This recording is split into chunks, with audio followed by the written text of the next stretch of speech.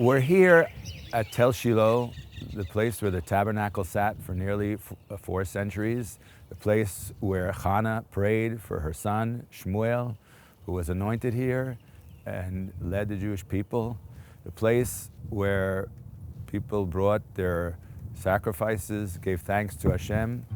And we're going to be learning about the materials used to build that Mishkan, the tchelet, the agaman, tolat shani, v'shesh, the zahav, kesef, and nechoshet, the things we use to adorn, to beauty God's home, the things will be used hopefully very soon in the Beit HaMikdash, in the Holy Temple in Yerushalayim.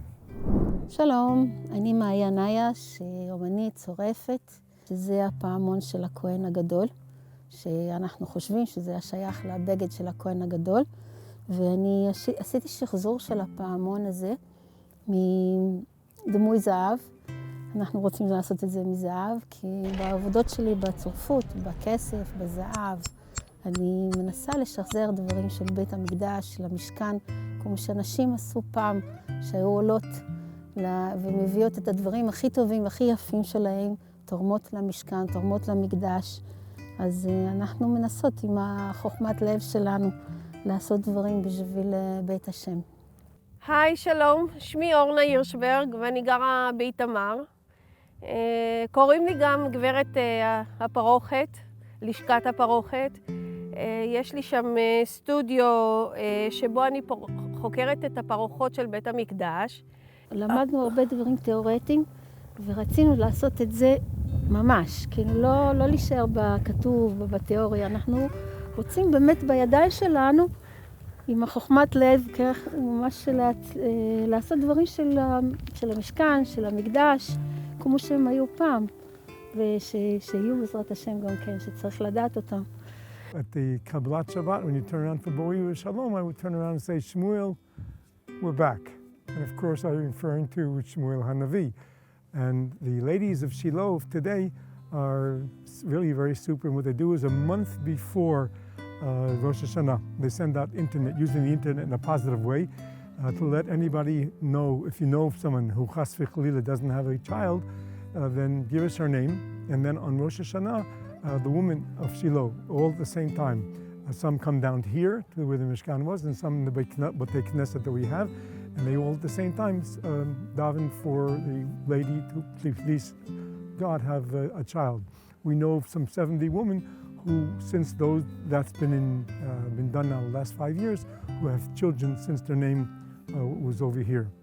Behind me, the camera looking at it, you can see a whole bunch of vineyards. When we first started Shiloh, there were nothing, totally barren, the entire area.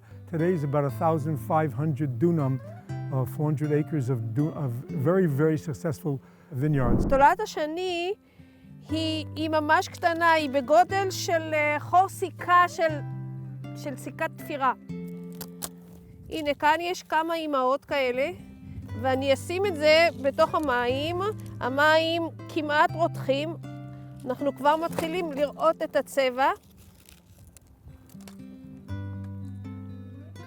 אנחנו יכולים לראות את זה כבר כאן, אדום, וזה צמר.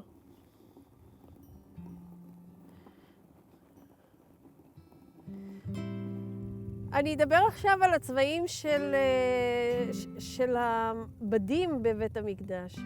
הבדים זה אומר הפרוכת, וזה אומר בגדי הכהונה. יש 4 צבעים וזהו. אני מדברת על צבעים בסיסיים. יש את הצבע של התכלת, יש את הארגמן, יש את תולעת שני, ויש את השש. We're here at the site of the Mishkan in Shiloh, the place where the Mishkan rested for nearly 400 years. And the Mishkan, it tells us in Parsha Truma, Zot HaTruma asher tikchu meitam zahav v'kesef u'nechoshet tchelet argaman tolat shani v'shesh. The Gemara Menachot says, Amar le Abai Rav Shmuel bar Rav Yehuda. Abai said to Shmuel, the son of Rav Yehuda, Ha tachilta hecha tzviyatu le. This tchelet, how do we dye it? Amar le answers to him, Maitinan dam chilazon. We bring the blood of the snail, bisamanim, chemicals. Raminu le beyoru, we put into a vessel for dyeing. umartachin alei, and we boil it.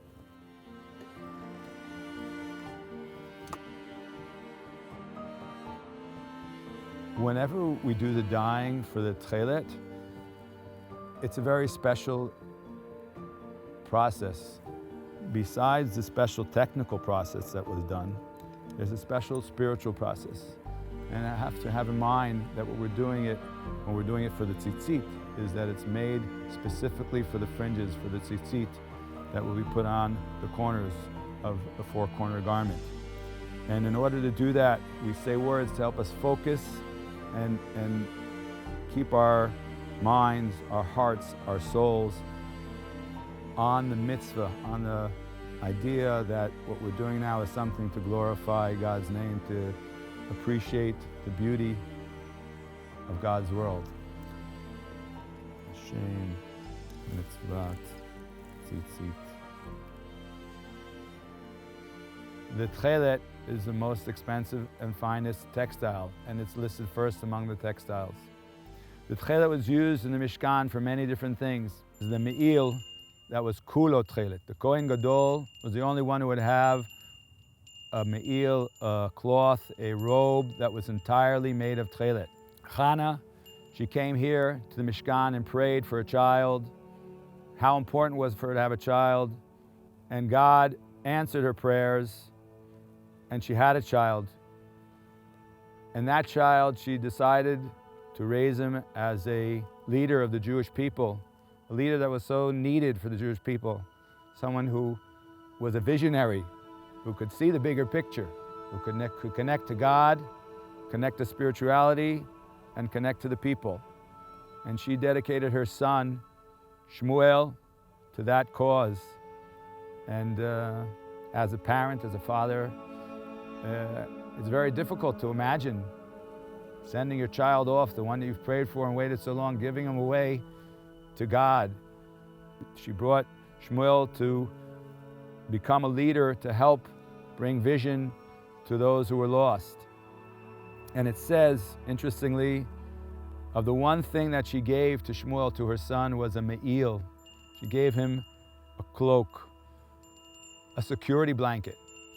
She wanted him to remember her, to have roots, to be connected to her parents, to realize where he came from.